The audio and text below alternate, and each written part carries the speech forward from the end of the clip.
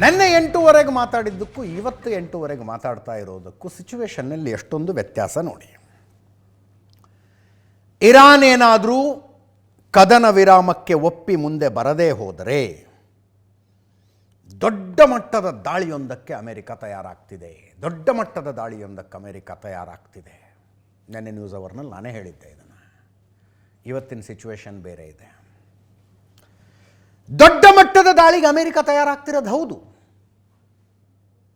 ಆದರೆ ಆ ದಾಳಿಯನ್ನು ಮಾಡುವ ಉದ್ದೇಶವೇ ಇಲ್ಲ ಅಂತ. ಉದ್ದೇಶವೇ ಇಲ್ಲ. ಸಾಧ್ಯ ಆದಷ್ಟು ಇರಾನನ್ನು ಹೆದರಿಸೋ ಪ್ರಯತ್ನ ಮಾಡೋದಪ್ಪ. ಹೆದರಲೇ ಇಲ್ಲ ಅಂದರೆ ಆಯ್ತು ಬಿಡಿ, ನಿಮ್ಮ ಪಾಡಿಗೆ ನೀವಿರಿ, ನಮ್ಮ ಪಾಡಿಗೆ ನಾವಿರ್ತೀವಿ ಅಂತೇಳಿ ಗಂಟು ಮೂಟೆ ಕಟ್ಕೊಂಡು ವಾಪಸ್ ಬಂದುಬಿಡೋದು ಅಂತ.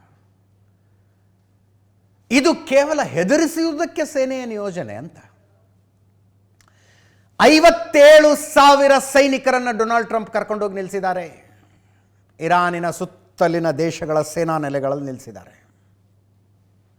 ಒಂದು ಹಡಗು ಅಬ್ರಹಾಂ ಲಿಂಕನ್ ಮೊದಲೇ ಕಳಿಸಿದ್ರು. ಹಡಗು ಅಂದರೆ ಏರ್ಕ್ರಾಫ್ಟ್ ಕ್ಯಾರಿಯರ್. ಅದರ ಜೊತೆಗೆ ಇನ್ನೊಂದು ಹಡಗನ್ನು ಕಳಿಸಿದ್ರು. ಅದು ಒಂದು ಹೋಗಿ ನಿಂತ್ಕೊಂಡಿದೆ. ಮೊದಲು ಹೋದ ಹಡಗಿನಲ್ಲಿ 5,700 ಸಿಬ್ಬಂದಿ ಇದ್ದರು. ಆ ನಂತರ ಹೋದ ಹಡಗಿನಲ್ಲಿ 3,500 ಸಿಬ್ಬಂದಿ ಇದ್ದಾರೆ. USS ಟ್ರಿಪೋಲಿ ಅಂತ ಇನ್ನೊಂದು ಹಡಗಿನ ಹೆಸರು. ಭೂಸೇನೆ ವಿಮಾನದಲ್ಲಿ ಹೋಗಿ ಇಳ್ಕೊಂಡಿದೆ. ಯಾವ್ಯಾವ ದೇಶದಲ್ಲಿ ಎಷ್ಟೆಷ್ಟು ಸೈನಿಕರು ಅನ್ನುವುದನ್ನು ನೋಡ್ತಾ ಇದ್ದೀರಿ. ಕತಾರ್ನಲ್ಲಿ 11,000, ಯುನೈಟೆಡ್ ಅರಬ್ ಎಮಿರೇಟ್ಸ್ನಲ್ಲಿ 5,000, ಬಹರೇನ್ನಲ್ಲಿ 14,000, ಕುವೈತ್ನಲ್ಲಿ 14,000, ಜೋರ್ಡನ್ನಲ್ಲಿ 3,000, ಸೌದಿ ಅರೇಬಿಯಾದಲ್ಲಿ 3,000, ಇರಾಕ್ ಮತ್ತು ಸಿರಿಯಾ ಸೇರಿ 3,400 ಸೈನಿಕರು. ಇಷ್ಟು ಸೈನಿಕರನ್ನು ಡೆಪ್ಲಾಯ್ ಮಾಡಲಾಗಿದೆ. ಇನ್ನು 10,000 ಸೈನಿಕರು ಅಮೆರಿಕದಲ್ಲಿ ಸ್ಟ್ಯಾಂಡ್ ಬೈನಲ್ಲಿದ್ದಾರೆ. ಆದೇಶ ಬಂದ ತಕ್ಷಣ ವಿಮಾನ ಹತ್ತೋದಕ್ಕೆ ತಯಾರಾಗಿರ್ಬೇಕು ಅವರು. ಇಷ್ಟೆಲ್ಲ ಡೆಪ್ಲಾಯ್ಮೆಂಟ್ ಮಾಡ್ತಿರೋದು ಇರಾನ್ ಕದನ ವಿರಾಮಕ್ಕೆ ಒಪ್ಪದೇ ಹೋದರೆ ಭೂದಾಳಿ ನಡೆಸುವುದಕ್ಕೆ ಅಂತಲೇ ಚರ್ಚೆ ಆಗ್ತಾ ಇರೋದು. ವಿಶೇಷವಾಗಿ ಹಾರ್ಮುಜ್ ಜಲಸಂಧಿಯನ್ನು ಮೊದಲು ವಶಕ್ಕೆ ತಗೊಳ್ತಾರೆ. ಖಾರ್ಗ್ ದ್ವೀಪದ ಮೇಲೆ ಅಧಿಪತ್ಯ ಸಾಧಿಸ್ತಾರೆ. ಅದಾದ ನಂತರ ಪರ್ಷಿಯನ್ ಕೊಲ್ಲಿಯಲ್ಲಿರುವಂಥ, ಪರ್ಷಿಯನ್ ಗಲ್ಫ್ನಲ್ಲಿರುವಂಥ ಇರಾನಿಗೆ ಸೇರಿದ ಇತರ ದ್ವೀಪಗಳನ್ನು ಗೆದ್ದುಕೊಳ್ತಾರೆ. ಅವುಗಳನ್ನೇ ಬೇಸಾಗಿಟ್ಕೊಂಡು ಇರಾನಿನ ಮೇಲೆ ದಾಳಿ ಮಾಡ್ತಾರೆ. ಇದುವರೆಗಿನ ಲೆಕ್ಕಾಚಾರ ಬಂದದ್ದು. ಇರಾನ್ ತಯಾರಾಗಿತ್ತು. ಪರ್ಷಿಯನ್ ಗಲ್ಫ್ನಲ್ಲಿರುವ ಶಾರ್ಕ್ಗಳಿಗೆ ನೀವು ಆಹಾರ ಹಾಕ್ತೀರಿ ಅಂತ ಅಮೆರಿಕದ ಸೈನಿಕರಿಗೆ ಇರಾನ್ ಎಚ್ಚರಿಕೆ ಕೊಡ್ತು. ಇದೆಲ್ಲದರ ಮಧ್ಯದಲ್ಲಿ ಟ್ರಂಪ್ ತಲೆಯಲ್ಲಿರದೆ ಬೇರೆ ಕೆಲವರಿಗೆ ಹಿಂಟ್ ಕೂಡ ಕೊಟ್ಟಿದ್ದಾರೆ ಅವರು ಅಂತ. ಹಾರ್ಮುಜ್ ಜಲಸಂಧಿ ಓಪನ್ ಆಗಲಿ ಆಗದೇ ಇರಲಿ, ಇರಾನ್ ಶರಣಾಗತ ಆಗಲಿ ಆಗದೇ ಇರಲಿ, ರೆಜಿಮ್ ಚೇಂಜ್ ಆಗಲಿ ಆಗದೇ ಇರಲಿ, 1-2 ವಾರ ನೋಡಿ ಅಲ್ಲಿಂದ ವಾಪಸ್ ಬಂದುಬಿಡೋದು ಅನ್ನುವ ಮನಸ್ಥಿತಿಯಲ್ಲಿ ಡೊನಾಲ್ಡ್ ಟ್ರಂಪ್ ಇದ್ದಾರಂತೆ.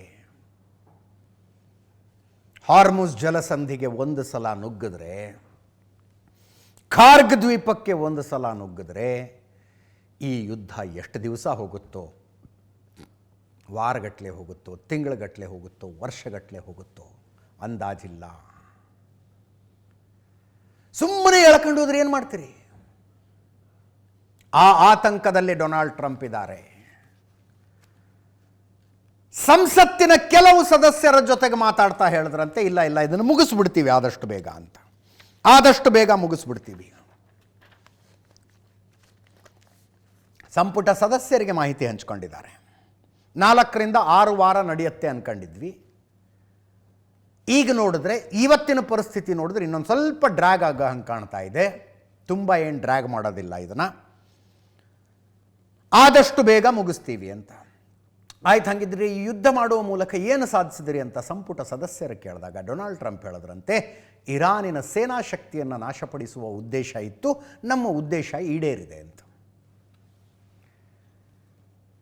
ನೋಡಿ, ಯುದ್ಧ ಶುರುವಾದಾಗಿನಿಂದ ಇಲ್ಲಿ ತನಕ ಎಷ್ಟು ಸಲ ಈ ಯುದ್ಧದ ಉದ್ದೇಶಗಳು, ಗುರಿಗಳು ಬದಲಾಗ್ತಾ ಬಂದವು.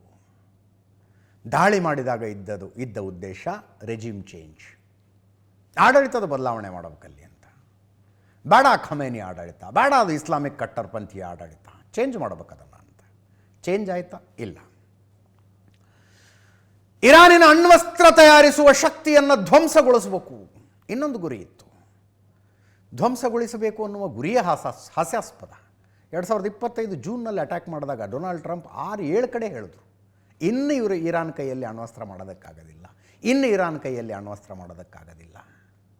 ಹಂಗೆ ಹೇಳಿ ಇನ್ನೂ 1 ವರ್ಷವೂ ಕಳೆದಿಲ್ಲ ರೀ, ಆಗಲೇ ಮತ್ತೆ ನೀವು ಅಣ್ವಸ್ತ್ರ ಮಾಡುವ ಶಕ್ತಿಯನ್ನು ನಾಶ ಮಾಡ್ತೀವಿ ಅಂತಂದ್ರೆ ಏನು ಅರ್ಥ ಅದು? ಅದಾದ ನಂತರ ಅಯ್ಯೋ ಹಾರ್ಮುಜ್ ಜಲಸಂಧಿಯ ಮೇಲೆ ಹಿಡಿತ ಸಾಧಿಸಿಕೊಂಡು ಬಿಟ್ರಲ್ಲ, ಯುದ್ಧದ ಗುರಿ ಮತ್ತೆ ಶಿಫ್ಟ್ ಆಯಿತು, ಚೇಂಜ್ ಆಯಿತು, ಹಾರ್ಮುಜ್ ಜಲಸಂಧಿಯನ್ನು ಮುಕ್ತ ಮಾಡಿಬಿಡ್ತೀವಿ ಅಂತ. ಈಗ ಹಾರ್ಮುಜ್ ಜಲಸಂಧಿಯನ್ನು ಮುಕ್ತ ಮಾಡುವುದು ಪ್ಲ್ಯಾನ್ನಲ್ಲಿಲ್ಲ. ಇರಾನಿನ ಸೇನಾ ಶಕ್ತಿಯನ್ನು ನಷ್ಟ ಮಾಡಬೇಕು ಅನ್ನೋ ಉದ್ದೇಶ ಇತ್ತು, ನಷ್ಟ ಮಾಡಿದ್ದೀವಲ್ಲ, ಆಯ್ತೇನು ವಾಪಸ್ ಬಂದುಬಿಡೋಣ ಅಂತ. ಇತ್ತೀಚಿನ ವರ್ಷಗಳಲ್ಲಿ ಅಮೇರಿಕಕ್ಕಾದ ಅತಿ ದೊಡ್ಡ ಅವಮಾನ ಇರಬೇಕಿದು. ಇತ್ತೀಚಿನ ವರ್ಷಗಳಲ್ಲಿ ಇದು ಯಾಕೆಂದರೆ ಖರ್ಚು ಭರಿಸೋಕ್ಕಾಗ್ತಿಲ್ಲ. $1 ಬಿಲಿಯನ್ ಪರ್ ಡೇ, 19,000 ಕೋಟಿ ಆಗುತ್ತೆ ಇಂಡಿಯನ್ ರುಪೀಸಲ್ಲಿ. ಇಲ್ಲಿ ತನಕ $35 ಬಿಲಿಯನ್ ಖರ್ಚಾಗಿದೆ. ಮೊದಲ 6 ದಿನದಲ್ಲೇ $11.3 ಬಿಲಿಯನ್ ಅಮೆರಿಕ ಸ್ಪೆಂಡ್ ಮಾಡ್ತು ಇದರ ಮೇಲೆ. ಇನ್ನೂ ಎಷ್ಟು ದಿವಸ ಅಂತ? ಪ್ರತಿದಿನ ಎಷ್ಟು ಖರ್ಚು ಮಾಡ್ತಾ ಹೋಗ್ತಾರೆ? ಇನ್ನೂ ಎಷ್ಟು ದಿವಸ ಹೋಗ್ಬೇಕಿದು? ಅಫ್ಕೋರ್ಸ್ ಅಮೇರಿಕದ ಆರ್ಥಿಕತೆ ಹೇಳೋದಕ್ಕೆ ತುಂಬ ದೊಡ್ಡದು. ನಾವೇನು ಕನಸು ಕಾಣ್ತಿದ್ದೀವಿ? 5 ಟ್ರಿಲಿಯನ್ ಎಕನಾಮಿ ಆಗಬೇಕು, 5 ಟ್ರಿಲಿಯನ್ ಎಕನಾಮಿ ಆಗಬೇಕು. 5 ಟ್ರಿಲಿಯನ್ ಎಕನಾಮಿ ಅಂದರೆ $5 ಟ್ರಿಲಿಯನ್ ಎಕನಾಮಿ. 1 ಟ್ರಿಲಿಯನ್ ಅಂದರೆ 1,00,000 ಕೋಟಿ. ಅದನ್ನು ಡಾಲರಿಗೆ ತಂದರೆ ಇವತ್ತಿನ ರೇಟಲ್ಲಿ 95 ಲಕ್ಷ ಕೋಟಿ. ಇಂಟು 5 ಮಾಡ್ಕೊಳ್ಳಿ, ಭಾರತ ಕಾಣ್ತಾ ಇರುವ ಕನಸು. ಅಷ್ಟು ದೊಡ್ಡ ಎಕನಾಮಿ ಆಗ್ಬೇಕು ನಾವು ಅಂತ. America is a $30 trillion economy, $30 trillion economy ಅದು. ಆದರೆ ಅವರ ಸಾಲ $39 ಟ್ರಿಲಿಯನ್ ಇದೆ. $39 ಟ್ರಿಲಿಯನ್ ಸಾಲ ಇದೆ.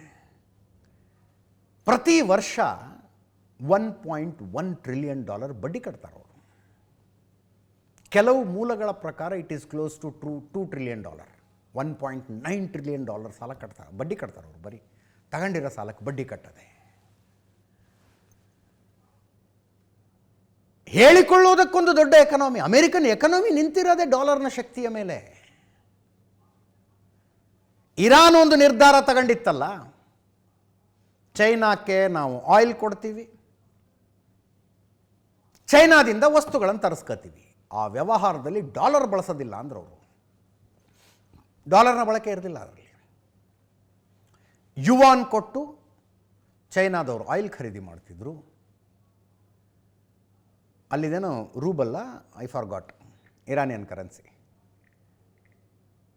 ಅದನ್ನು ಕೊಟ್ಟು ಇರಾನಿಯನ್ನರು ತಮಗೆ ಬೇಕಾದ ವಸ್ತುಗಳನ್ನು ಚೈನಾದಿಂದ ತರಿಸ್ಕೊತಿದ್ರು. ಅವ್ರವ್ರ ಮಧ್ಯೆ ವ್ಯವಹಾರ ನಡೀತಿತ್ತು ಅಷ್ಟೇ. ಅಮೇರಿಕಕ್ಕೆ ಚಡಪಡಿಕೆ ಅದು, ನೀವು ಡಾಲರ್ ಬಳಸೋದಿಲ್ವಾ ಅಂತ. ರಿಯಾಲ್, ರೂಬಲ್ ಅಲ್ಲ, ರಿಯಾಲ್. ಪ್ರಪಂಚದ ಬಹುತೇಕ ದೇಶಗಳ ಡಾಲರ್ ಬಳಸ್ಕೊಂಡು ವ್ಯವಹಾರ ಮಾಡ್ತಿದ್ದಾವೆ ಅನ್ನುವುದೇ ಅಮೇರಿಕದ ಶಕ್ತಿ. ನಾಳೆ ದಿವಸ ಒಂದೊಂದೇ ದೇಶಗಳು ನಮಗೆ ಡಾಲರ್ ಬೇಡ ಬೇಡ ಬೇಡ ಬೇಡ ಅಂತ ನಿರ್ಧರಿಸ್ತಾ ಹೋಗ್ಬಿಟ್ರೆ ಒಳಗಿಂದೊಳಗೆ ಕೊಲಾಪ್ಸ್ ಆಗ್ಬಿಡುತ್ತೆ ಆ ದೇಶ.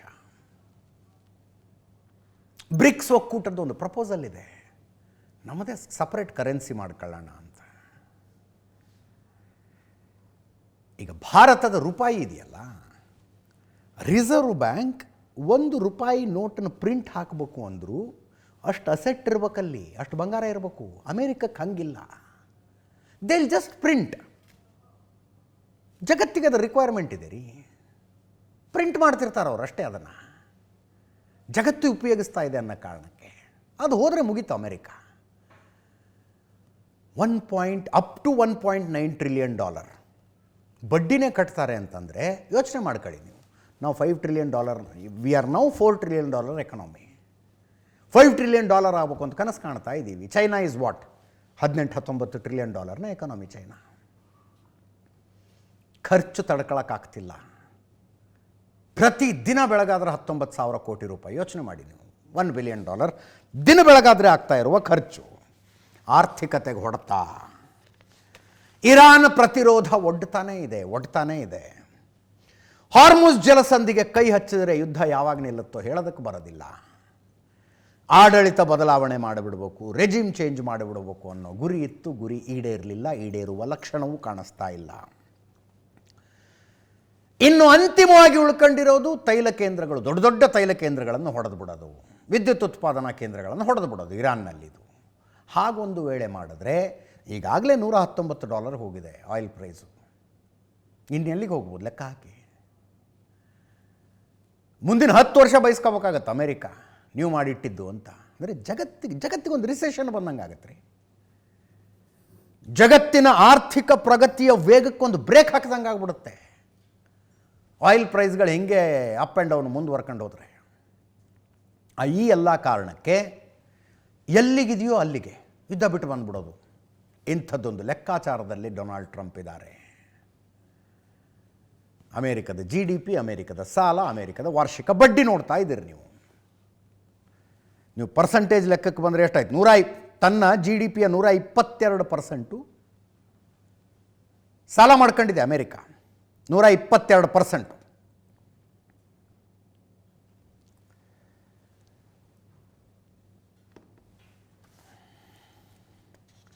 ಆದರೆ ಗಲ್ಫ್ ರಾಷ್ಟ್ರಗಳ ಒತ್ತಡ ಅಮೇರಿಕದ ಮೇಲೆ. ಇರಾನಿನ ಕಥೆಯನ್ನು ಪೂರ್ತಿಯಾಗಿ ಮುಗಿಸುವ ತನಕ ಯುದ್ಧ ನಿಲ್ಲಿಸಬೇಡಿ. ಗಲ್ಫ್ ರಾಷ್ಟ್ರಗಳು ಅಂತ ಸುದ್ದಿ ಇರೋದು, ಅತಿ ಹೆಚ್ಚು ಒತ್ತಡ ಇರೋದೇ ಸೌದಿ ಅರೇಬಿಯಾದ್ದು. ನೀವು ಹೀಗೆ ಇರಾನನ್ನು ಅರಜೀವ ಮಾಡ್ಕೊಂಡು ಹೋದರೆ, ಮಾಡಿ ಬಿಟ್ಟು ಹೋಗ್ಬಿಟ್ರೆ ನಾಳೆ ನಾವು ಜೀವನ ಮಾಡಬೇಕಿಲ್ಲಿ ಅಂತ. ಸೌದಿ ಅರೇಬಿಯಾದ ಅತಿ ಹೆಚ್ಚು ಒತ್ತಡ, ಅದು ಬಿಟ್ಟರೆ ಯುನೈಟೆಡ್ ಅರಬ್ ಎಮಿರೇಟ್ಸ್ನ ಒತ್ತಡ. ಇರಾನನ್ನು ಅದು ಏನು ಮಾಡ್ತಿರೋ ಗೊತ್ತಿಲ್ಲ, ಪೂರ್ತಿಯಾಗಿ ಮುಗಿಸ್ಬಿಡಿ. ಅಕ್ಕಪಕ್ಕದಲ್ಲಿ ಇರಾನ್ನ ಅಕ್ಕಪಕ್ಕದಲ್ಲಿ ಇರಬೇಕಾಗಿರೋರು ಅವ್ರಿ. ನಾಳೆ ಅಮೇರಿಕಕ್ಕೆ ಏನೋ ತೀವ್ರ ಸಮಸ್ಯೆಯಾಗಿ ಸೌದಿ ಅರೇಬಿಯಾ, UAE, ಕತಾರು, ಇರಾಕು ಇಲ್ಲೆಲ್ಲ ಇರುವ ತನ್ನ ಸೇನಾ ನೆಲೆಗಳನ್ನು ಖಾಲಿ ಮಾಡ್ಕೊಂಡು ಅಮೇರಿಕ ವಾಪಸ್ ಹೋಗ್ಬಿಟ್ರು ಅವ್ರಿಗೇನು ಸಮಸ್ಯೆ ಇಲ್ಲ, ಹೆಂಗೋ ಇರ್ತಾರವರು. ಇಲ್ಲಲ್ಲ, ಮಧ್ಯಪ್ರಾಚ್ಯದಲ್ಲಿ ಇರಬೇಕಾಗಿರುವ ದೇಶಗಳಿವು. ಅದಕ್ಕೆ ಯುದ್ಧ ಮುಂದುವರಿಸ್ಬೇಕಾ, ದುಡ್ಡು ಕೊಡಿ ಅಂತಾರಂತೆ ಡೊನಾಲ್ಡ್ ಟ್ರಂಪ್. ಯುದ್ಧದ ಖರ್ಚನ್ನು ಮಧ್ಯಪ್ರಾಚ್ಯ ದೇಶಗಳಿಂದ ಇಸ್ಕೊಳ್ಳೋದು. 1990 ಕೊಲ್ಲಿ ಯುದ್ಧದಲ್ಲಿ ಮಧ್ಯಪ್ರಾಚ್ಯದ ದೇಶಗಳ ಖರ್ಚು ಕೊಟ್ಟಿದ್ವು ಅಮೇರಿಕಕ್ಕೆ. ಈಗಲೂ ಕೊಡಿ ಅಂತಾರಂತೆ. ಆ ಮಾತು ಬಂತದು ಆ್ಯಕ್ಚುಲಿ. ಆ ರೀತಿಯಾದಂಥದ್ದೊಂದು ಯೋಚನೆ ಡೊನಾಲ್ಡ್ ಟ್ರಂಪಲ್ಲಿ ಇದೆ ಅಂತ. ಈ ಮಧ್ಯದಲ್ಲಿ ಡೊನಾಲ್ಡ್ ಟ್ರಂಪ್ ಒಂದು ಪೋಸ್ಟ್ ಮಾಡಿದ್ದಾರೆ, ಮತ್ತು ಅದರಲ್ಲೂ ಎಚ್ಚರಿಕೆನೆ. ಸರೆಂಡರ್ ಆಗಬೇಕು, ಇಲ್ಲದೆ ಹೋದರೆ ಸರ್ವನಾಶ ಆಗ್ತೀರಿ. ಇರಾನ್ನ ಹೊಸ ಆಡಳಿತದ ಜೊತೆಗೆ ಅಮೆರಿಕ ಮಾತುಕತೆ ನಡೆಸ್ತಾ ಇದೆ. ಇರಾನ್ನಲ್ಲಿ ಸೇನಾ ಕಾರ್ಯಾಚರಣೆ ನಿಲ್ಲಿಸೋ ಚರ್ಚೆ ನಡೀತಾ ಇದೆ. ಇರಾನ್ ಜೊತೆಗಿನ ನಮ್ಮ ಮಾತುಕತೆಯಲ್ಲಿ ಮಹತ್ವದ ಪ್ರಗತಿಯಾಗಿದೆ. ಆದಷ್ಟು ಬೇಗ ಒಪ್ಪಂದವಾಗದಿದ್ದರೆ ಇರಾನ್ ನಾಮಾವಶೇಷ ಆಗುತ್ತೆ. ಇರಾನ್ನಲ್ಲಿ ಇದನ್ನು ಓದಿ ನೋಡ್ತಿಲ್ವಾ ಒಂದು ತಿಂಗಳಿಂದ ಏನಾಗ್ತಿದೆ ಅಂತ ಅನ್ಕೋತಾರೆ. ತಕ್ಷಣ ಹಾರ್ಮುಜ್ ಜಲಸಂಧಿಯನ್ನು ವ್ಯಾಪಾರಕ್ಕೆ ಮುಕ್ತಗೊಳಿಸಬೇಕು. ಒಪ್ಪಂದಕ್ಕೆ ಬರದಿದ್ದರೆ ತೈಲ ಬಾವಿಗಳು, ವಿದ್ಯುತ್ ಕೇಂದ್ರಗಳ ಮೇಲೆ ದಾಳಿ ಮಾಡ್ತೀವಿ. ಖರ್ಗ್ ದ್ವೀಪದ ನೀರು ಶುದ್ಧೀಕರಣ ಘಟಕದ ಮೇಲೂ ದಾಳಿ ಮಾಡ್ತೀವಿ. ಡೊನಾಲ್ಡ್ ಟ್ರಂಪ್ ಸೋಷಿಯಲ್ ಮೀಡಿಯಾದಲ್ಲಿ ಹಾಕಿರುವ ಧಮಕಿ ಇದು, ಸೋಷಿಯಲ್ ಮೀಡಿಯಾದಲ್ಲಿ ಹಾಕಿರುವಂಥ ಎಚ್ಚರಿಕೆ. ಖರ್ಗ್ ದ್ವೀಪವನ್ನು ವಶಪಡಿಸಿಕೊಳ್ತೀವಿ, ಅದರ ಮೇಲೆ ದಾಳಿ ಮಾಡ್ತೀವಿ, ಹಾರ್ಮುಜ್ ಜಲಸಂಧಿಯನ್ನು ಇಮಿಡಿಯೇಟಾಗಿ ಮುಕ್ತ ಮಾಡಿ ಅಂತ. ಇವತ್ತು ಇರಾನಿಯನ್ ಸಂಸತ್ತು ನಿರ್ಧಾರ ತಗೊಂಡು ಹಾರ್ಮುಜ್ ಜಲಸಂಧಿಯಲ್ಲಿ ಟೋಲ್ ಬೂತ್ ಮಾಡದೆ ಅಪ್ ಟು 19 ಕೋಟಿ ರೂಪಾಯಿಯ ತನಕ, ಇಂಡಿಯನ್ ಕರೆನ್ಸಿಲಿ 19 ಕೋಟಿ ರೂಪಾಯಿಯ ತನಕ ದುಡ್ಡು ಕಟ್ಟಿಸ್ಕೊಂಡು ಹಡಗು ಹೊರಗೆ ಬಿಡೋಣ ಅಂತ. ಅಮೇರಿಕ ಮತ್ತು ಇಸ್ರೇಲ್ಗೆ ಹೋಗುವ ಹಡಗುಗಳನ್ನಂತೂ ಬಿಡೋದೇ ಇಲ್ಲ. ಉಳಿದ ದೇಶದ ಹಡಗುಗಳು ಹೊರಗೆ ಹೋಗಬೇಕು ಅಂದರೆ ಒಂದೊಂದು ಹಡಗಿಗೆ 19 ಕೋಟಿ ರೂಪಾಯಿಯ ತನಕ ದುಡ್ಡು ಕಟ್ಟಿಸ್ಕೊಳ್ಳೋದು ಅಂತ. ಎಷ್ಟು $1 million ಆಗುತ್ತೆ ಇದು. ಅಷ್ಟು ದುಡ್ಡು ಕಟ್ಟಿಸ್ಕೊಂಡು ಹೊರಗೆ ಬಿಡೋದು. ಮುಂಚೆ ಇಂಥದ್ದೊಂದು ಕೆಲಸ ಆಗ್ತಾ ಇದೆ, ಇಂಥದ್ದೊಂದು ಪ್ರಯತ್ನ ನಡೀತಾ ಇದೆ ಅಂತ ಸುದ್ದಿ ಬರ್ತಾ ಇದ್ವು. ಇರಾನ್ ಒಂದ್ಸಲ ಅದನ್ನ ನಿರಾಕರಿಸ್ತಾ ಇತ್ತು. ಒಂದೊಂದು ಹಡಗುಗಳ ಕಂಪನಿಗಳು ಹೇಳ್ತಿದ್ವಿ, ಇಲ್ಲ ನಾವು ದುಡ್ಡು ಕೊಟ್ಟು ಹೊರಗೆ ಬಂದಿದ್ದೀವಿ ಅಂತ. ಈಗ ಅದು ಅಧಿಕೃತ. ಇರಾನ್ ಪಾರ್ಲಿಮೆಂಟ್ ನಿರ್ಧಾರ ತಗೊಂಡಿದೆ. ಹಡಗುಗಳು ದಾಟಿ ಹೋಗೋದಿದ್ರೆ ದುಡ್ಡು ವಸೂಲು ಮಾಡೋಣ ಅಂತ. 22 to 25% ಗ್ಲೋಬಲ್ ಆಯಿಲ್ ದಾಟ್ಕೊಂಡು ಹೋಗೋದು ಅಲ್ಲಿಂದ. ಒಂದೊಂದು ಹಡಗಿಗೂ ಇರಾನ್ ಅಷ್ಟು ದುಡ್ಡು ವಸೂಲು ಮಾಡೋದಕ್ಕೆ, ಹಡಗಿಗಳಿಗೆ ಏನು ಬಹಳ ದೊಡ್ಡದಲ್ಲ ಅದು. ಒಂದು ಬ್ಯಾರೆಲ್ಗೆ ಮೊನ್ನೆ ಎಲ್ಲ ಲೆಕ್ಕ ಓದ್ತಾ ಇದ್ದೆ ನಾನು, $1.5 ಏನೋ ಕೊಟ್ಟಂಗೆ ಆಗುತ್ತೆ. ಒಂದು ಬ್ಯಾರೆಲ್ಗೆ $1.5. ಹಡಗು ಕಂಪನಿಗಳು, ಆಯಿಲ್ ಇಂಪೋರ್ಟ್ ಮಾಡ್ಕೊಳ್ಳೋ ಕಂಪನಿಗಳು ಅಷ್ಟು ದುಡ್ಡು ಕೊಟ್ಟು ತಗೊಂಬರ್ತಾರಪ್ಪ. ನಾಳೆ ಅದರ ಭಾರ ಆಗೋದು ಜನರ ಮೇಲೇ. ಆ ದುಡ್ಡು ಜನರಿಂದ ವಸೂಲು ಮಾಡ್ತಾರೆ ಅಷ್ಟೇ ಅವರು. Petrol, diesel, gas, LPG rate ಜಾಸ್ತಿ ಮಾಡುವ ಮೂಲಕ. ಇರಾನ್ನ ವಿರುದ್ಧ ಯಾವ್ಯಾವ ದೇಶಗಳ ಆರ್ಥಿಕ ನಿರ್ಬಂಧ ವಿಧಿಸಿದಾವೋ ಆ ದೇಶಗಳ ಹಡಗುಗಳನ್ನು ಬಿಡೋದಿಲ್ಲ ಅಂತ ಇರಾನ್ ಹೇಳ್ತಾ ಇದೆ.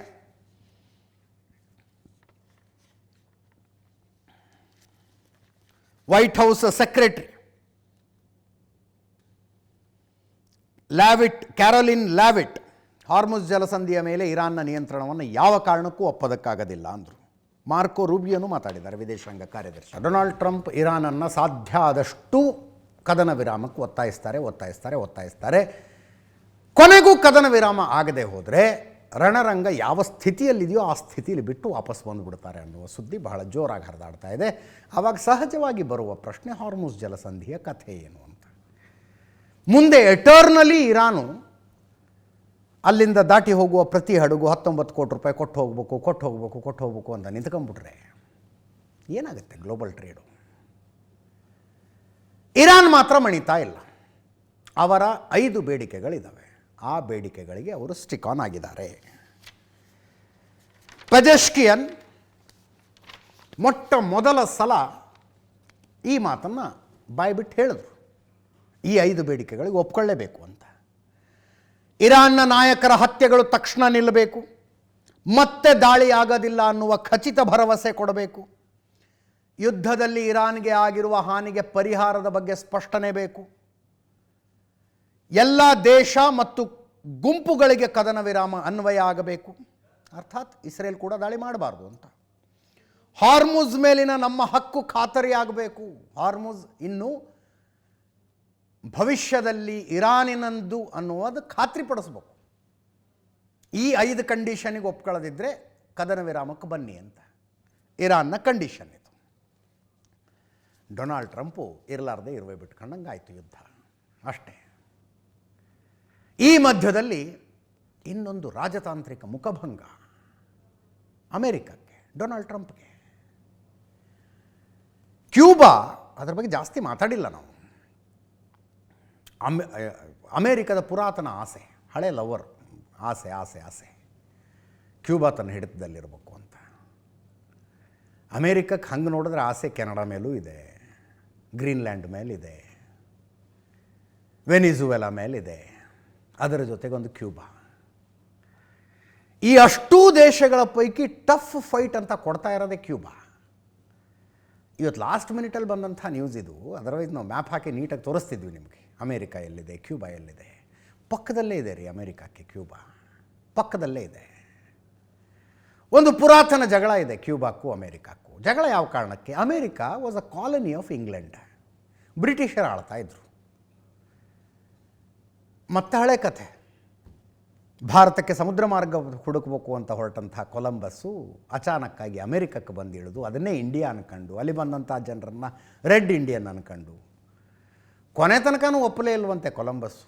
ತಾನು ಬಂದಿದ್ದು ಹೊಸದೊಂದು ಅಮೇರಿಕಾ ಅನ್ನುವ ದೇಶಕ್ಕೆ ಹೊರತು ಭಾರತಕ್ಕಲ್ಲ ಅಂತ ಹುಚ್ಚಿಡ್ಕೊಂಡು ಸತ್ತೋಗ್ಬಿಟ್ನಂತ. ಅದಾದ ಮೇಲೆ ಇವರು ಕಂಡು ಹಿಡಿದಿದ್ದಲ್ಲ. ಆವಾಗಿನ ಕಾಲ ಹೆಂಗಿತ್ತಂದ್ರೆ ಯಾರು ಯಾವ ಭಾಗಕ್ಕೆ ಸಮುದ್ರ ಮಾರ್ಗ ಕಂಡು ಹಿಡಿತಾರೋ ಅವ್ರದ್ದೇ ಅದು ಅಂತ. ಅಮೇರಿಕಾ ಇವ್ರದ್ದಾಯಿತು, ಅದನ್ನು ಆಳಿದ್ರು. ಆಮೇಲೆ ಪ್ರತ್ಯೇಕ ದೇಶ ಆಯಿತು, ಈಗ ಸೂಪರ್ ಪವರ್ ಆಗಿಬಿಡ್ತು. ಪಕ್ಕದಲ್ಲೇ ಇದ್ದಂಥ ಕ್ಯೂಬಾ ಅನ್ನುವ ಸಣ್ಣ ದ್ವೀಪನ ಸ್ಪೇನ್ನವರು ತಮ್ಮ ವಸಾಹತು ಮಾಡಿಕೊಂಡಿದ್ರು. ಸ್ಪೇನಿನ ವಸಾಹತ್ತಾಗಿತ್ತದು. ಅಮೇರಿಕಕ್ಕೆ ಆಸೆ ಅದು ತನಗೆ ಸೇರಬೇಕು ಅಂತ. ತಕ್ಕ ಮಟ್ಟಿಗಿನ ರಾಜಕೀಯ ಹಿಡಿತವನ್ನು ಕ್ಯೂಬಾದ ಮೇಲೆ ಅಮೇರಿಕಾ ಇಟ್ಕೊಂಡಿತ್ತು. ಪ್ರೋ ಅಮೇರಿಕನ್ ಗೌರ್ಮೆಂಟ್ಗಳು ಇದ್ವು ಅಲ್ಲಿ. ಅದ್ಭುತವಾಗಿ ಕಬ್ಬು ಬೆಳೀತಾರೆ ಆ ದೇಶದಲ್ಲಿ. ಸಕ್ಕರೆ ಫ್ಯಾಕ್ಟ್ರಿನೇ ದೊಡ್ಡದಲ್ಲಿ, ತಾಕತ್ತು ಸಕ್ಕರೆ. ಅಲ್ಲಿ ಶುಗರ್ ಫ್ಯಾಕ್ಟ್ರಿಗಳನ್ನು ಹಾಕಿದ್ರು ಅಮೇರಿಕದವರು, ಬೇರೆ ಬೇರೆ ಇಂಡಸ್ಟ್ರಿಗಳನ್ನು ಹಾಕಿದ್ರು. ಪ್ರೋ ಅಮೇರಿಕಾ ಗೌರ್ಮೆಂಟ್ಗಳಿದ್ವು. ಅದಾದ ಮೇಲೆ ಅಲ್ಲಿನ ಜನರಿಗೆ ಒಂದು ಕುದಿ ಶುರುವಾಯಿತು ಒಳಗೆ, ನಾವು ಯಾಕೆ ಅಮೇರಿಕದ ನಿಯಂತ್ರಣದಲ್ಲಿರಬೇಕು ಅಂತ. ಕಮ್ಯುನಿಸಮ್ ಬಂತಲ್ಲಿ, ಕಮ್ಯುನಿಸ್ಟ್ ಸಿದ್ಧಾಂತ ಬಂತು. 2 ಲೆಜೆಂಡ್ರಿ ಹೆಸರುಗಳನ್ನು ನೀವು ಕೇಳಿರ್ತೀರಿ, ಫಿಡೆಲ್ ಕ್ಯಾಸ್ಟ್ರೋ ಮತ್ತು ಚೆಗುವಾರ.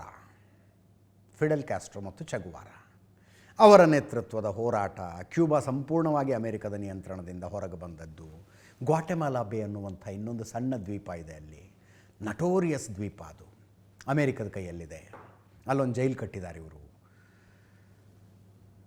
ಲಾಂಗ್ ಸ್ಟೋರಿ ಶಾರ್ಟ್, ಅಲ್ಲಿನ ಕಮ್ಯುನಿಸ್ಟ್ ಸಿದ್ಧಾಂತ ವರ್ಸಸ್ ಅಮೇರಿಕದ ಡೆಮೊಕ್ರೆಟಿಕ್ ಸಿದ್ಧಾಂತ, 2ರ ಮಧ್ಯದ ಕದನ. ಕ್ಯೂಬಾ ನಿಯಂತ್ರಣಕ್ಕೆ ತಗೋಬೇಕು ಅಂತ ಅಮೇರಿಕದ ಯಾವತ್ತಿನಿಂದಲೂ ಶತಪ್ರಯತ್ನ. ಯಾವಾಗ ಅಮೇರಿಕ ಕ್ಯೂಬಾನ ನಿಯಂತ್ರಣಕ್ಕೆ ತಗೋಬೇಕು ಅಂತ ನಿಂತ್ಕೊಂಡ್ರಲ್ಲ, ರಷ್ಯಾ ಕ್ಯೂಬಾದ ಸಪೋರ್ಟಿಗೆ ಬಂತು. ಅಲ್ಲೂ ಕಮ್ಯುನಿಸ್ಟು, ಇಲ್ಲೂ ಕಮ್ಯುನಿಸ್ಟು. ಚೈನಾ ಕ್ಯೂಬಾದ ಸಪೋರ್ಟಿಗೆ ಬಂತು. ಹೆಂಗೆ ವೆನಿಜುವೆಲಾಗೆ ನುಗ್ಗಿ ಅಲ್ಲಿನ ಅಧ್ಯಕ್ಷರನ್ನು ರಾತ್ರೋರಾತ್ರಿ ಎತಕೊಂಬಂದುಬಿಟ್ರಲ್ಲ, ಹಂಗೆ ಕ್ಯೂಬಾಕ್ಕೆ ಏನಾದ್ರು ಮಾಡಬೇಕು ಅಂತ ಆಸೆ ಡೊನಾಲ್ಡ್ ಟ್ರಂಪ್ದು, ಅಮೇರಿಕದ ಅಧ್ಯಕ್ಷರುಗಳ ಈ ಹಿಂದಿನ ಆಸೆ ಅದು. ಅದರ ಮೇಲೆ ಆರ್ಥಿಕ ದಿಗ್ಬಂಧನ ಎಲ್ಲ ಆಯಿತು. ವೆನಿಜುವೆಲಾದ ಆಯಿಲ್ ತಗೊಂಡು ಜೀವನ ನಡೆಸ್ತಾ ಇತ್ತು ಕ್ಯೂಬಾ. ಒಂದು ದ್ವೀಪ ಅದು. ಹೊರಗಡೆಯಿಂದ ಆಯಿಲ್ ಬಂದು ಅದು ಶುದ್ಧೀಕರಣಗೊಂಡು ಡೀಸೆಲ್ ತಯಾರಾಗಿ ಆ ಡೀಸೆಲ್ನಿಂದ ಜನ್ರೇಷನ್ ಉರಿಸಿದ್ರೆ ಅವ್ರಿಗೆ ವಿದ್ಯುತ್ತು ಪವರ್ ಬರೋದು ಹಂಗೆ ಆ ದೇಶಕ್ಕೆ. ವೆನಿಜುವೆಲಾದ ಆಯಿಲ್ ಮೇಲೆ ಡೊನಾಲ್ಡ್ ಟ್ರಂಪ್ ನಿಯಂತ್ರಣ ಸಾಧಿಸಿದ ಮೇಲೆ ಕ್ಯೂಬಾಗೆ ಆಯಿಲ್ ಹೋಗದಂಗೆ ತಡೆದುಬಿಟ್ರು. ಕ್ಯೂಬಾಗೆ ಆಯಿಲ್ ಇಲ್ಲ, ಅರ್ಥಾತ್ ಡೀಸೆಲ್ ಇಲ್ಲ, ಅರ್ಥಾತ್ ಜನರೇಟರ್ ಓಡಲ್ಲ, ಅರ್ಥಾತ್ ಕರೆಂಟೇ ಇಲ್ಲ. ವಾರಗಳ ಕಾಲ ಕಗ್ಗತ್ತಲಲ್ಲಿತ್ತು ಆ ದೇಶ. ಫ್ಯಾಕ್ಟ್ರಿ ನಡೆಸೋದು ಮುಂದಿನ ಮಾತು. ಮನೆಗಳಿಗೆ ಕರೆಂಟ್ ಇಲ್ಲ, ಅಂಗಡಿಗಳಿಗೆ ಕರೆಂಟ್ ಇಲ್ಲ. ಇಂಥ ಟೈಮ್ನಲ್ಲಿ ವ್ಲಾಡಿಮಿರ್ ಪುಟಿನ್ ಕ್ರೂಡ್ ಆಯಿಲ್ ತುಂಬಿದ್ದ ಒಂದು ಹಡಗನ್ನು ಕಳಿಸಿದ್ರು, ಅಲ್ಲಿ ಒಂದು ಟ್ಯಾಂಕರ್ನ ಕಳಿಸಿದ್ರು. ಹೆಂಗೆ ಅಮೆರಿಕ ಹೇಳ್ತಿತ್ತಲ್ಲ, ಇರಾನಿನ ಆಕಾಶದ ಮೇಲೆ ಅನ್ಕಂಟೆಂಡೆಡ್ ಲೀಡರ್ಶಿಪ್ಪನ್ನು ತಗೊಂಡಿದ್ದೀವಿ ನಾವು ಅಂತ, ಹಾಗೆ ರಷ್ಯಾದ ಆಯಿಲ್ಲು ರಷ್ಯಾದಿಂದ ಕ್ಯೂಬಾದ ತನಕ ಸಮುದ್ರ ಮಾರ್ಗವಾಗಿ ಹೋದರೆ ಮಧ್ಯದಲ್ಲಿ ಯಾರು ಯಾವ ಕಡೆ ಹೋಗ್ತಿದ್ದೀರಿ ಅಂತ ಕೇಳಲಿಲ್ಲ, ಕ್ಯೂಬಾಕ್ಕೆ ಯಾಕೆ ಹೋಗ್ತಿದ್ದೀರಿ ಅಂತ ಕೇಳಲಿಲ್ಲ. ಸೀದಾ ಹೋಗಿ ಕ್ಯೂಬಾಕ್ಕೆ ತಲುಪಿ ಈ ಟ್ಯಾಂಕರ್ ಆಯಿಲನ್ನು ಅನ್ಲೋಡ್ ಮಾಡಿದೆ, ಕ್ರೂಡ್ ಆಯಿಲ್ನ ಅನ್ಲೋಡ್ ಮಾಡಿದೆ. ಈಗ ಕ್ಯೂಬನ್ ರಿಫೈನರಿಗಳು ವರ್ಕ್ ಮಾಡಿ ಡೀಸೆಲ್ನ ಪ್ರತ್ಯೇಕ ಮಾಡಿ ಮತ್ತೆ ಜನರೇಟರ್ ಶುರು ಮಾಡ್ತಾರೆ. ನೋಡಿ, ಅಷ್ಟೂ ಯುದ್ಧದ ಮಧ್ಯದಲ್ಲಿ ವ್ಲಾಡಿಮಿರ್ ಪುಟಿನ್ ಮಾಡಿದ ಕೆಲಸ ಹೆಂಗಿತ್ತು ಅಂತ. ಡೊನಾಲ್ಡ್ ಟ್ರಂಪ್ಗೆ ದೊಡ್ಡ ವಿಷಯ ಆಗಿರಲಿಲ್ಲ. ಅಕಸ್ಮಾತ್ ಈ ಯುದ್ಧ ನಡೀತಿರಲಿಲ್ಲ ಅಂತಂದಿದ್ರೆ ಈ ಟ್ಯಾಂಕರ್ ನಿಲ್ಲಿಸಿರೋರು, ಕ್ಯೂಬಾಕ್ಕೆ ಹೋಗದಂಗೆ ತಡೆದಿರೋರು. ಈಗ ಗೊತ್ತು, ಹೆಚ್ಚು ಕಡಿಮೆ ಏನಾದ್ರು ಮಾಡೋದಕ್ಕೆ ಹೋದರೆ ಇರಾನಿನ ಜೊತೆಗೆ ರಷ್ಯಾನೂ ಮೈ ಮೇಲೆ ಎಳ್ಕೊಂಡಂಗಾಗತ್ತೆ. ಆ ಕಾರಣಕ್ಕೇನೂ ಮಾಡೋದಿಲ್ಲ, ಬಿಟ್ಟುಬಿಟ್ರು ಆ ಹಡಗನ್ನು ಸುಮ್ಮನೆ. 1,00,000 ಮೆಟ್ರಿಕ್ ಟನ್ ಕ್ರೂಡ್ ಆಯಿಲ್ ತಗೊಂಡು ಬಂದಿದೆ. ಕ್ಯೂಬಾದ 10 ದಿನಗಳ ಬೇಡಿಕೆ ಅಂಥದ್ದು. 10 ದಿನ ಕ್ಯೂಬಾ ಕರೆಂಟ್ ಉತ್ಪಾದನೆ ಮಾಡುತ್ತದರಲ್ಲಿ. ಅಂದರೆ ಒಂದು ದಿನಕ್ಕೆ 10,000 ಮೆಟ್ರಿಕ್ ಟನ್ ಆಯಿಲ್ ಬೇಕು ಅವರಿಗೆ, ಕ್ರೂಡ್ ಆಯಿಲ್ ಬೇಕು ದೇಶ ನಡೆಯೋದಕ್ಕೆ. ಯಾವ ಥರ ಒಂದು ಸಲ ಈ ಕ್ಯೂಬಾ ಅಮೇರಿಕಾ ಸಂಘರ್ಷ, ಕ್ಯೂಬಾದ ಕಮ್ಯುನಿಸ್ಟ್ ಕ್ರಾಂತಿ, ಅಲ್ಲಿ ಚೆಗುವಾರ ಮತ್ತು ಫಿಡೆಲ್ ಕ್ಯಾಸ್ಟ್ರೋ ಆಡಳಿತ, ಅದರ ಬಗ್ಗೆ ಸಪ್ರೇಟಾಗಿ ಮಾತಾಡೋಣಂತೆ. ಫ್ರಸ್ಟ್ರೇಷನ್ನಿನ ಪೀಕ್ನಲ್ಲಿದ್ದಾರೆ ಡೊನಾಲ್ಡ್ ಟ್ರಂಪ್.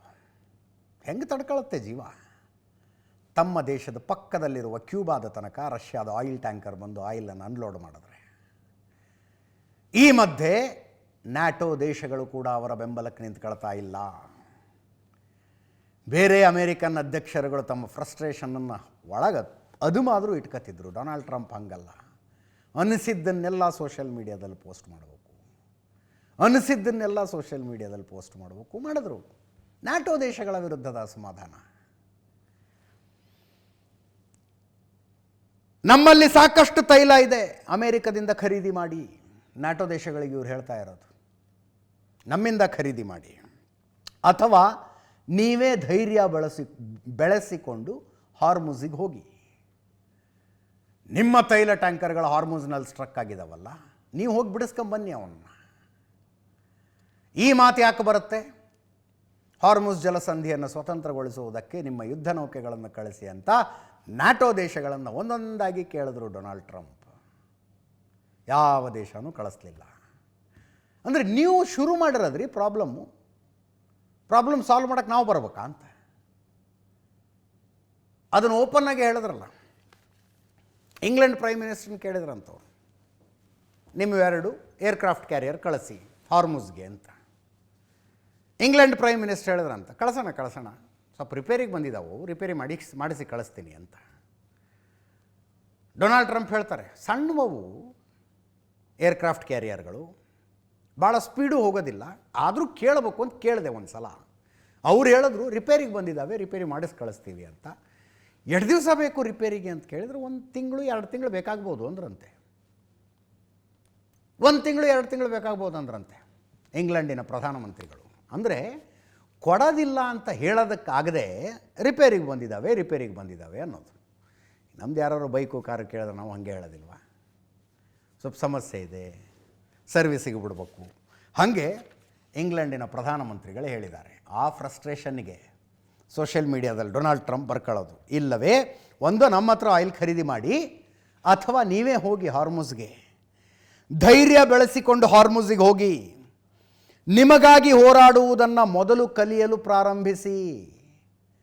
ನಿಮಗಾಗಿ ನೀವೇ ಹೋರಾಡುವುದನ್ನು ಮೊದಲು ಕಲಿಯೋದಕ್ಕೆ ಪ್ರಾರಂಭಿಸಿ. ಅಲ್ಲಿಗೆ ನ್ಯಾಟೋ ಒಪ್ಪಂದ ಕಸದ ಬುಟ್ಟಿಗೆ ಬಿತ್ತು ಅಂತ. ನ್ಯಾಟೋ ಒಪ್ಪಂದ ಕಸದ ಬುಟ್ಟಿಗೆ ಬಿತ್ತು. ನ್ಯಾಟೋ ಉದ್ದೇಶ ಏನ್ರಿ? ನ್ಯಾಟೋದ ಸದಸ್ಯ ದೇಶಗಳು ಯಾವ್ಯಾವ ಆಗ್ತಾವಲ್ಲ, ಆ ಅಷ್ಟೂ ಸದಸ್ಯ ದೇಶಗಳ ಮಧ್ಯದಲ್ಲಿ ಅದು ಎಂಥ ರಕ್ಷಣಾ ಒಗ್ಗಟ್ಟಿರಬೇಕು ಅಂದರೆ, ಯಾವುದಾದರೂ ಒಂದು ದೇಶದ ಮೇಲೆ ಇನ್ನೊಂದು ದೇಶ ದಾಳಿ ಮಾಡುವುದಕ್ಕೆ ಬಂದರೆ ಉಳಿದ ಎಲ್ಲ ನ್ಯಾಟೋ ಸದಸ್ಯ ದೇಶಗಳ ಸೇರ್ಕೊಂಡು ಮುಗಿಬೀಳಬೇಕು ಆ ದೇಶದ ಮೇಲೆ. ನ್ಯಾಟೋದ ಉದ್ದೇಶ ಅಲ್ವಾ ಅದು? ನ್ಯಾಟೋ ಆಗಿದ್ದ ಉದ್ದೇಶವೇ ಅದು. ಡೊನಾಲ್ಡ್ ಟ್ರಂಪ್ ಈಗ ನ್ಯಾಟೋ ದೇಶಗಳಿಗೆ ಏನು ಹೇಳ್ತಾ ಇದ್ದಾರೆ? ನಿಮಗಾಗಿ ಹೋರಾಡುವುದನ್ನು ನೀವು ಮೊದಲು ಕಲ್ತ್ಕೊಳ್ಳಿ ಅಂತ. ರಷ್ಯಾ ಯುಕ್ರೇನ್ ಮೇಲೆ ಯಾಕೆ ದಾಳಿ ಮಾಡ್ತು? ಇವರು ಯುಕ್ರೇನನ್ನು ನ್ಯಾಟೋ ಒಕ್ಕೂಟಕ್ಕೆ ಸೇರಿಸ್ಕೊಳ್ಳೋಕೆ ಹೊರಟಿದ್ರು.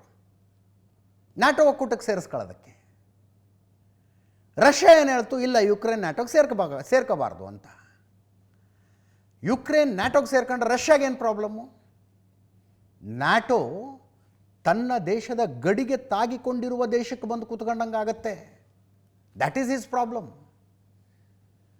ಒಂದು ದೇಶದ ಸೇನಾ ನೆಲೆಗಳು, ನೌಕಾ ನೆಲೆಗಳು, ವಾಯು ನೆಲೆಗಳು ಅವು ನ್ಯಾಟೋದ ಎಲ್ಲ ಸದಸ್ಯ ದೇಶಗಳಿಗೆ ಸೇರಿದ್ದು.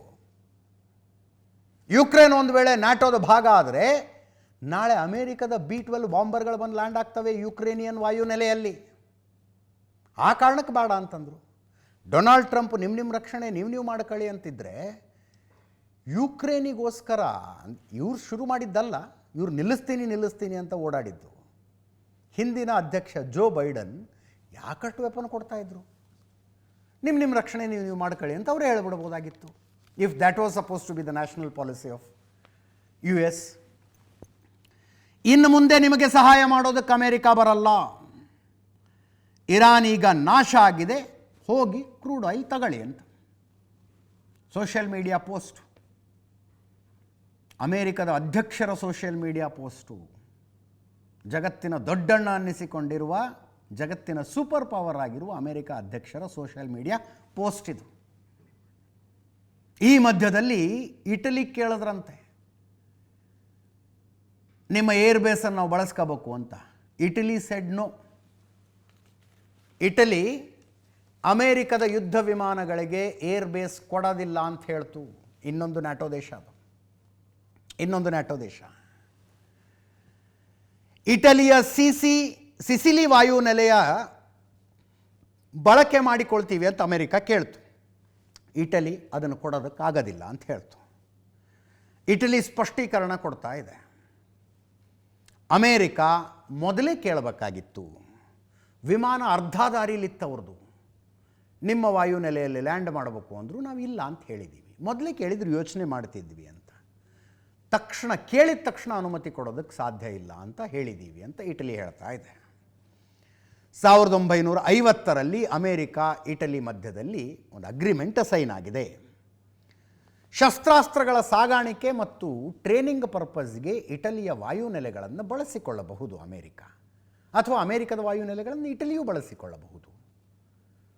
ಶಸ್ತ್ರಾಸ್ತ್ರಗಳ ಸಾಗಾಣಿಕೆ ಮತ್ತು ಟ್ರೇನಿಂಗಿಗೆ ಮಾತ್ರ, ಯುದ್ಧದಲ್ಲಿ ಬಳಸಹಂಗಿಲ್ಲ ಅಂತ. ಯುದ್ಧ ಮತ್ತು ಸಂಘರ್ಷಕ್ಕಾಗಿ ಈ ನೆಲೆಯನ್ನು ಬಳಸಹಂಗಿಲ್ಲ ಅಂತ ಇಟಲಿ ಅಮೇರಿಕದ ಒಪ್ಪಂದ ಇದೆ.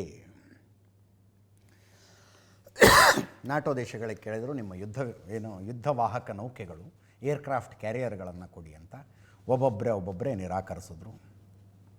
ಸ್ಪೇನಿಗೆ ಕೇಳಿದರು, ನಿಮ್ಮ ವಾಯುನೆಲೆ ಈ ಯುದ್ಧಕ್ಕಾಗಿ ಬೇಕಾಗತ್ತೆ ನಮಗೆ ಅಂತ. ಸ್ಪೇನ್ ಕೂಡ ಕೊಡೋದಿಲ್ಲ ಅಂತ ಹೇಳ್ತು. ಈಗ ಇಟಲಿ ಒಂದು ಏರ್ಬೋರ್ನ್ ಏರ್ಕ್ರಾಫ್ಟು ಲ್ಯಾಂಡ್ ಆಗಬೇಕು ಅಂತ ಕೇಳ್ತಂತೆ. ಅಮೇರಿಕದ ಏರ್ಕ್ರಾಫ್ಟು ಕೊಡೋಕ್ಕಾಗೋದಿಲ್ಲ ಅಂತ ಹೇಳಿದೆ ಇಟಲಿ. ಈ ಮಧ್ಯದಲ್ಲಿ ಯುಕ್ರೇನ್ ಅಧ್ಯಕ್ಷ ಝೆಲೆನ್ಸ್ಕಿ ಹೇಳ್ತಾ ಇದ್ದಾರೆ, ಅವರು ವ್ಲಾಡಿಮಿರ್ ಝೆಲೆನ್ಸ್ಕಿ. ವ್ಲಾಡಿಮಿರ್ ಪುಟಿನ್ ರಷ್ಯಾದ ಅಧ್ಯಕ್ಷರು, ವ್ಲಾಡಿಮಿರ್ ಝೆಲೆನ್ಸ್ಕಿ ಯುಕ್ರೇನಿನ ಅಧ್ಯಕ್ಷರು. ಇವ್ರು ಹೇಳ್ತಾ ಇರೋದು ಇರಾನಿಯನ್ನರಿಗೆ ಸಹಾಯ ಮಾಡುವ ಆಸಕ್ತಿಯನ್ನು ರಷ್ಯಾ ಹೊಂದಿದೆ ಅಂತ. ಆಸಕ್ತಿ ಹೊಂದಿದೆ ಅಂತ ಇವರು ಹೇಳ್ತಾ ಇದ್ದಾರೆ. ನೀವೊಂದಷ್ಟು ಕ್ರೆಡಿಬಲ್ ವೆಬ್ಸೈಟ್ಗಳನ್ನೇ ತೆಗೆದು ನೋಡಿ.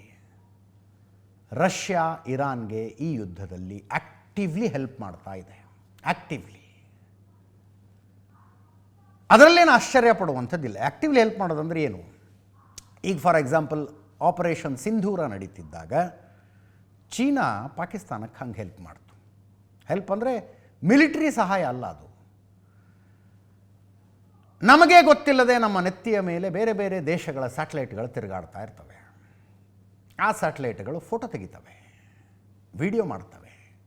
ಅವುಗಳನ್ನು ಶತ್ರು ದೇಶಗಳಿಗೆ ಕೊಟ್ಟುಬಿಡೋದಷ್ಟೇ. ಫಾರ್ ಎಕ್ಸಾಂಪಲ್ ಆಪರೇಷನ್ ಸಿಂಧೂರದ ಸಮಯದಲ್ಲಿ ಭಾರತದಿಂದ ಒಂದು ಯುದ್ಧ ವಿಮಾನ ಒಂದು ವಾಯುನೆಲೆಯಿಂದ ಟೇಕ್ ಆಫ್ ಆದರೂ ಕೂಡ ಚೈನಾಕ್ಕೆ ತಕ್ಷಣ ಗೊತ್ತಾಗ್ತಿತ್ತು ಸ್ಪೈ ಸ್ಯಾಟಲೈಟ್ಗಳ ಮೂಲಕ. ಅವರು ಆ ಮಾಹಿತಿಯನ್ನು ತಕ್ಷಣ ಪಾಕಿಸ್ತಾನಕ್ಕೆ ಹಂಚಿಕೊಳ್ತಾ ಇದ್ರು.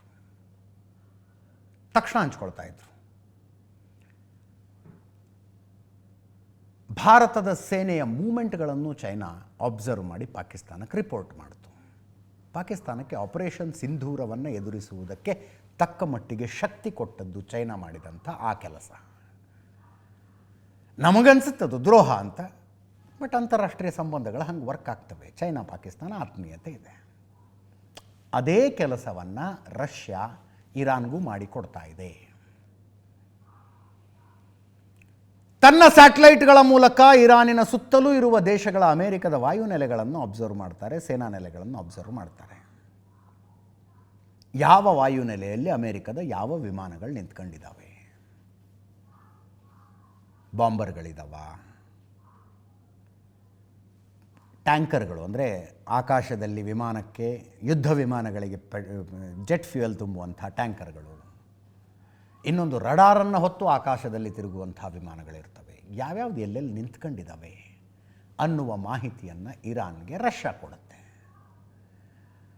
ಆ ಮಾಹಿತಿಗಳ ಆಧಾರದ ಮೇಲೆ ಇರಾನ್ ಆಯಾ ವಾಯುನೆಲೆಗಳ ಮೇಲೆ, ಅಮೆರಿಕದ ವಾಯುನೆಲೆಗಳ ಮೇಲೆ ದಾಳಿ ಮಾಡುತ್ತೆ. ಇದುವರೆಗೂ 16 ಅಮೇರಿಕನ್ ಫೈಟರ್ ಜೆಟ್ಗಳನ್ನು ಇರಾನ್ನವ್ರು ಹೊಡೆದಾಕಿದ್ದಾರಂತೆ. 16. ಒಂದು ಬ್ಲ್ಯಾಕ್ ಹಾಕ್ ಹೆಲಿಕಾಪ್ಟರ್ ಹೊಡೆದಿದ್ದಾರೆ. ಒಂದು ಹೆಲಿಕಾಪ್ಟರು, 16 ವಿಮಾನಗಳು, ಒಂದೇನೋ ಟ್ಯಾಂಕರ್ ಹೊಡೆದಿದ್ದಾರೆ. ಮತ್ತೊಂದು ಆಕಾಶದಲ್ಲಿ ರಡಾರ್ ರೀತಿಯಲ್ಲಿ ವಿಮಾನ ಇರುತ್ತೆ. ಅಂದರೆ ಏರ್ಬಾರ್ನ್ ಆಗಿರುವಂಥ ಎಲ್ಲ ಯುದ್ಧ ವಿಮಾನಗಳನ್ನು ಒಂದಕ್ಕೊಂದು ಸಂಪರ್ಕಿಸಿ ಎಚ್ಚರಿಕೆ ಕೊಡುವಂಥದ್ದು ಒಂದು ವಿಮಾನ ಇರುತ್ತೆ. ಅದನ್ನು ಏರ್ಬೇಸ್ನಲ್ಲಿ ನಿಂತ್ಕೊಂಡಾಗಲೇ ಹೊಡೆದು ಹಾಕಿದ್ದಾರೆ. ಇರಾನ್ಗೆ ಇಷ್ಟು ಅಕ್ಯುರೇಟಾಗಿ ಅಮೇರಿಕದ ವಿಮಾನಗಳನ್ನು ಹೊಡೆದು ಹಾಕುವ ಶಕ್ತಿ ಬಂದಿರೋದೇ ರಷ್ಯಾ ಕೊಡ್ತಾ ಇರುವ ಮಾಹಿತಿಗಳಿಂದ ಅಂತ ಅಂತಾರಾಷ್ಟ್ರೀಯ ಮಟ್ಟದಲ್ಲಿ ಚರ್ಚೆ ಆಗ್ತಾ ಇದೆ. ಝೆಲೆನ್ಸ್ಕಿ ಅದನ್ನು ಹೇಳ್ತಾ ಇದ್ದಾರೆ. ಝೆಲೆನ್ಸ್ಕಿ ಈಗಾಗಲೇ ಸಹಾಯ ಮಾಡ್ತಾ ಇದೆ ರಷ್ಯಾ ಅಂತ ಹೇಳಲಿಲ್ಲ, ಆಸಕ್ತಿ ಇದೆ ಅಂತ. ರಷ್ಯಾ ಇದನ್ನ ಯಾಕೆ ಮಾಡ್ತಿದೆ? ಅಮೇರಿಕದ್ದು ರಷ್ಯಾದ್ದು ಹಳೆಯ ಸಂಬಂಧ.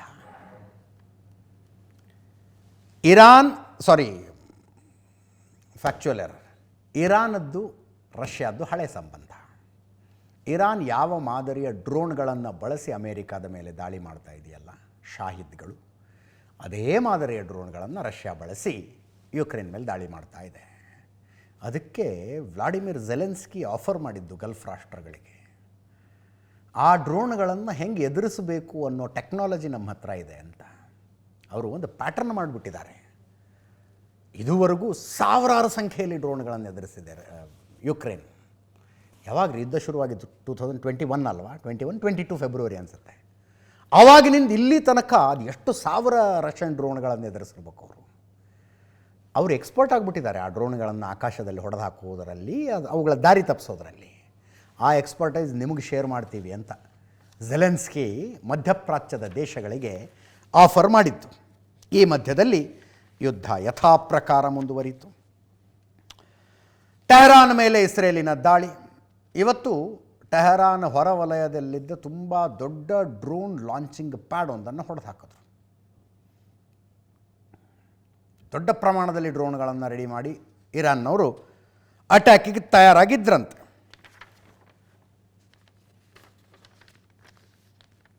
ಜೊತೆಗೆ ಇರಾನಿನ ರಡಾರ್ ವ್ಯವಸ್ಥೆಯೊಂದನ್ನು ಇವತ್ತು ಇಸ್ರೇಲ್ ಹೊಡೆದು ಹಾಕ್ತು.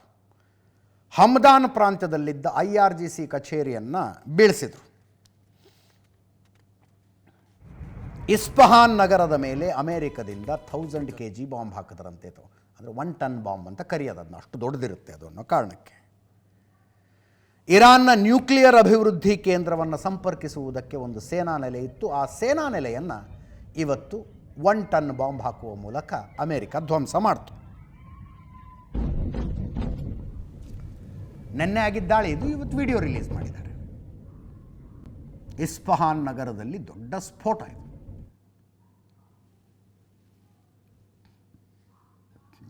ಒಂದು ಬಾಂಬಿಗೆ ಇಡೀ ಸೇನಾ ನೆಲೆಯ ಧ್ವಂಸ ಆಗೋಯ್ತಂತೆ.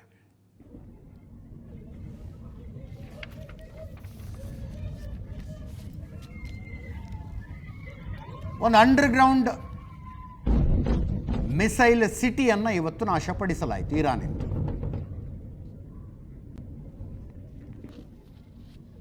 ಟ್ರಂಪ್ ಈ ವಿಡಿಯೋ ಪೋಸ್ಟ್ ಮಾಡಿದ್ದಾರೆ.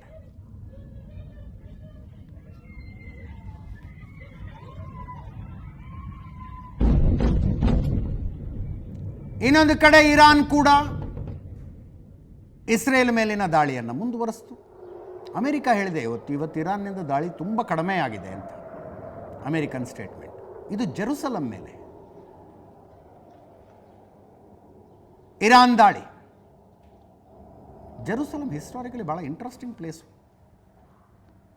ಇತಿಹಾಸದಲ್ಲಿ ಆಸಕ್ತಿ ಇರುವವರು ಒಂದು ಸಲ ಭೇಟಿ ಕೊಡಲೇಬೇಕಾದ ಜಾಗ.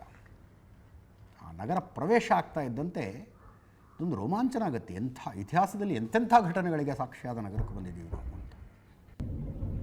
ಆಲ್ 3 ಸೆಮ್ಯಾಟಿಕ್ ರಿಲಿಜನ್ಸ್, 3 ಈ ಮರಳುಗಾಡಿನ ಧರ್ಮಗಳೇನಿದಾವಲ್ಲ, ಇಸ್ಲಾಂ, ಕ್ರಿಶ್ಚಿಯಾನಿಟಿ, ಯಹೂದಿ, ಜುದಾಯಿಸಮ್, 3 ಧರ್ಮಗಳವರಿಗೆ ಪವಿತ್ರವಾಗಿರುವಂಥ ಊರದು.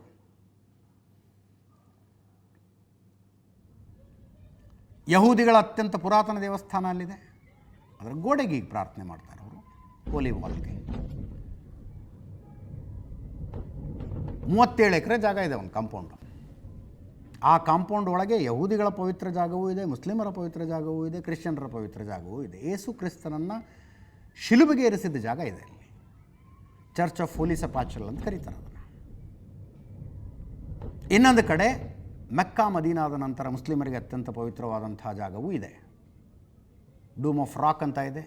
ಮೊಹಮ್ಮದ್ ಪೈಗಂಬರ್ ಇಲ್ಲಿಂದಾನೇ ರೆಕ್ಕೆ ಇರುವ ಕುದುರೆಯ ಬೆನ್ನ ಮೇಲೆ ಕೂತ್ಕೊಂಡು ಸ್ವರ್ಗಕ್ಕೆ ಭೇಟಿ ಕೊಟ್ಟಿದ್ದರು ಅಂತ ಮುಸ್ಲಿಮರ ನಂಬಿಕೆ. ಆ ನಗರದ ಮೇಲೆ ಇರಾನ್ ದಾಳಿ ಮಾಡ್ತಿವತ್ತು. ಜೆರುಸಲಂ ಇಸ್ರೇಲ್ನ ರಾಜಧಾನಿ ಅದು. ಈ ಮಧ್ಯೆ ಇರಾನಿನ ಮೇಲೆ ಅಣ್ವಸ್ತ್ರ ದಾಳಿ ನಡೆಸುವುದಕ್ಕೆ ಅಮೇರಿಕ ತಯಾರಾಗ್ತಾ ಇದೆಯಾ, ಅದಕ್ಕೊಂದು ಲಾಬಿ ಮಾಡ್ತಾ ಇದೆಯಾ, ಈ ಆರೋಪ ಮಾಡಿ ಮೊಹಮ್ಮದ್ ಸಫಾ ಅನ್ನುವಂಥ ವಿಶ್ವಸಂಸ್ಥೆಯ ಈ ರಾಜತಾಂತ್ರಿಕ ತಮ್ಮ ರಾಜೀನಾಮೆ ಕೊಟ್ಟು ಬಂದರು. ನನ್ನ ಕರಿಯರ್ನ ನಾನು ಹಾಳು ಮಾಡಿಕೊಂಡು ಈ ಸುದ್ದಿಯನ್ನು ಜಗತ್ತಿಗೆ ತಿಳಿಸಬೇಕು ಅಂತ ಹೊರಗಡೆ ಬಂದಿದ್ದೀನಿ ಅಂದರು ಮೊಹಮ್ಮದ್ ಸಫಾ. ಭಾಳ ಇಂಟ್ರೆಸ್ಟಿಂಗ್ ಕರಿಯರ್ ಇದೆ ಇವ್ರದ್ದು. ಬಹಿರಂಗವಾಗಿ ಘೋಷಣೆ ಮಾಡಿದ್ರು, 1 ಕೋಟಿ ಜನಸಂಖ್ಯೆ ಇರುವ ಇರಾನಿನ ನಗರವೊಂದರ ಮೇಲೆ ಅಣ್ವಸ್ತ್ರ ದಾಳಿ ನಡೆಸುವುದಕ್ಕೆ ತಯಾರಿ ನಡೀತಾ ಇದೆ. ಅದಕ್ಕೆ ವಿಶ್ವಸಂಸ್ಥೆಯಲ್ಲಿ ಒಪ್ಪಿಗೆ ಪಡೆಯುವ ಲಾಬಿ ನಡೀತಾ ಇದೆ ಅಂತ ಭಾಳ ಗಂಭೀರವಾದ ಆರೋಪ ಇದು. ಅವರು human rights activist, environmentalist, advocate, patriotic vision ಅಸೋಸಿಯೇಷನ್ನಿನ ಡೈರೆಕ್ಟರು, ಒಬ್ಬ ವಕೀಲ, ವಿಶ್ವಸಂಸ್ಥೆಗೆ ಆರ್ಥಿಕ ಸಾಮಾಜಿಕ ಮಂಡಳಿಯಲ್ಲಿ ಸಲಹೆಗಾರನಾಗಿ ಕೆಲಸ ಮಾಡ್ತಾ ಇದ್ದವರು. 2016ರಿಂದ ಯುನೈಟೆಡ್ ನೇಷನ್ನ ಪ್ರತಿನಿಧಿಯಾಗಿದ್ದಾರೆ. 15 ವರ್ಷದಿಂದ ಹೋರಾಟದ ಜೀವನ ನಡೆಸ್ತಾ ಇದ್ದಾರೆ. ತಮ್ಮ ರಾಜೀನಾಮೆಯನ್ನು ಕೊಟ್ಟರು. ಅದರಲ್ಲಿ ಸ್ಟೇಟ್ಮೆಂಟ್ ಇದೆ ಒಂದು, ಇರಾನ್ನಲ್ಲಿ ಸಂಭಾವ್ಯ ಅಣ್ವಸ್ತ್ರ ಬಳಕೆಗೆ ವಿಶ್ವಸಂಸ್ಥೆಯಲ್ಲಿ ಕೆಲವರಿಂದ ಲಾಬಿ ನಡೀತಾ ಇದೆ. ಈ ಗಂಭೀರತೆಯನ್ನು ಜನ ಅರ್ಥ ಮಾಡಿಕೊಳ್ತಾ ಇಲ್ಲ. ಟೆಹರಾನ್ ಮರುಭೂಮಿಯಲ್ಲ, ಅಲ್ಲಿ ಸಾವಿರಾರು ಕುಟುಂಬಗಳಿದ್ದಾವೆ. ಕೋಟಿ ಜನರಿರುವ ಈ ನಗರದ ಮೇಲೆ ದಾಳಿ ಮಾಡುವುದನ್ನು ಕಲ್ಪಿಸಿಕೊಳ್ಳಿ. ಇದೇ ರೀತಿ ವಾಷಿಂಗ್ಟನ್, ಬರ್ಲಿನ್, ಪ್ಯಾರಿಸ್, ಲಂಡನ್ ನಗರದ ಮೇಲೂ ಪರಮಾಣು ಬಾಂಬ್ ದಾಳಿ ನಡೆದರೆ ಹೇಗಿರುತ್ತೆ ಅಂತ ಯೋಚನೆ ಮಾಡಿ. ಈ ಮಾಹಿತಿಯನ್ನು ಬಹಿರಂಗಪಡಿಸಲು ನಾನು ನನ್ನ ವೃತ್ತಿ ಜೀವನವನ್ನು ತ್ಯಜಿಸಿದ್ದೇನೆ. ವಿಶ್ವಸಂಸ್ಥೆಯ ಕೆಲ ಹಿರಿಯರು ಪ್ರಭಾವಶಾಲಿ ಲಾಬಿಗಾಗಿ ಕೆಲಸ ಮಾಡ್ತಾ ಇದ್ದಾರೆ. ಪರಮಾಣು ದಾಳಿ ಎಷ್ಟು ಅಪಾಯಕಾರಿ ಅನ್ನುವುದನ್ನು ಜನ ಅರ್ಥ ಮಾಡಿಕೊಳ್ತಾ ಇಲ್ಲ.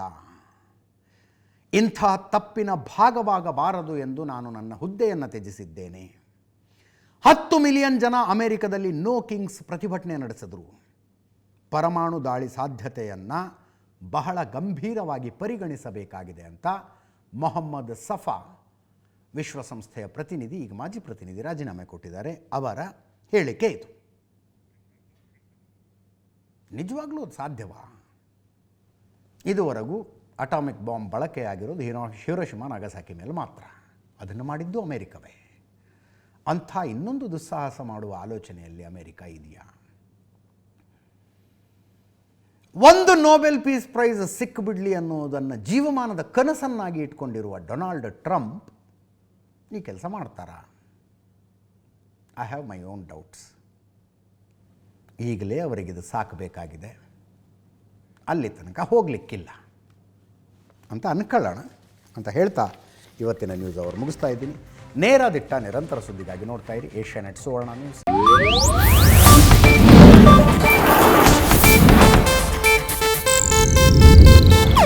ಇದು ಏಷ್ಯಾನೆಟ್ ನ್ಯೂಸ್ ನೆಟ್ವರ್ಕ್ ಪ್ರಸ್ತುತಿ.